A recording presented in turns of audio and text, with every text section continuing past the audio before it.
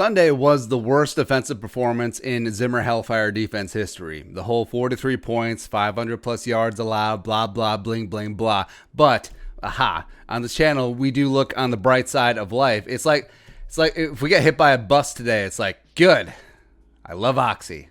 All right, so just think of how bad that game could have been if the Vikings didn't have all-world, all-pro man in the middle, number 54 in the program, number 1 in your hearts, Eric Kendricks. Just imagine how bad it would have been if the pride of UCLA wasn't out on the field. I'm not talking about Barr either, right? So 54 backed up why he is indeed the best off-ball linebacker in the National Football League since Luke Kuechly hung him up. And in fact, last year, even as Kuechly was finishing out his final season, 54 was a touch ahead of him.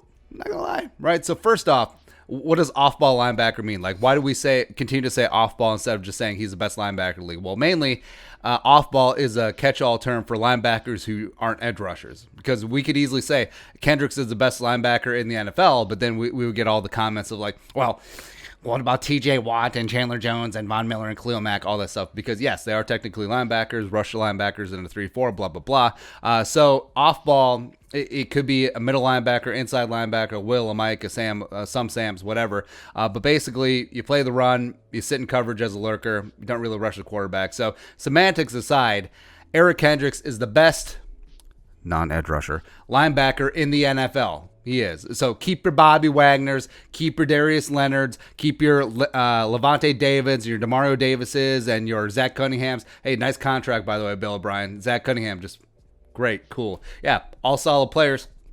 I'm taking 54 in the prime of his damn career.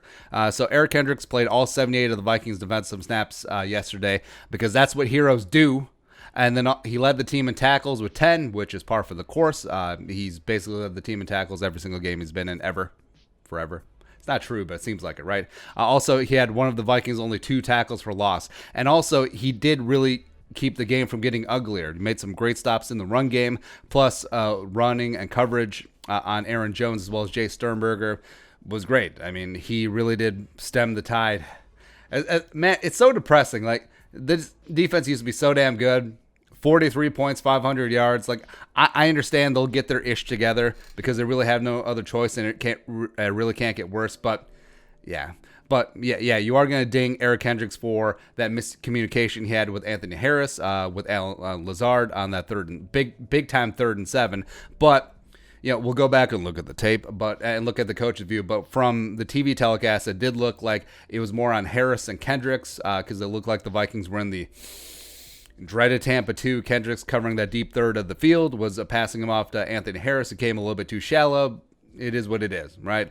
But it is great to see the respect is starting to come Eric Kendricks' way. Like Greg Jennings and Brock Heward were talking on the telecast about Kendricks being the best linebacker in the game. He was the first team All-Pro last year, made his first Pro Bowl, which is criminal, by the way, as well as he was PFF's number 1 graded overall linebacker at 90.2. Even though he's not a captain, even though Mike Zimmer's like, this defense needs new leaders. We lost Everson Griffin. We lost Linval Joseph. Oh, first-time captain Harrison Smith, you're in. And even though I've had 7 captains before, we're only going to have 6 this year. So no C for you, man in the middle, number 54. But your teammate Anthony Barr will be a captain because he's been a captain. But again, not that it matters. Like, you can be a leader without the C. Just because you have the C doesn't mean that you're a leader. Fully understand that, and we've been preaching that. So this defense will get right. They will get their house in order. They will not be the flat out just like left on the road, dead roadkill poop,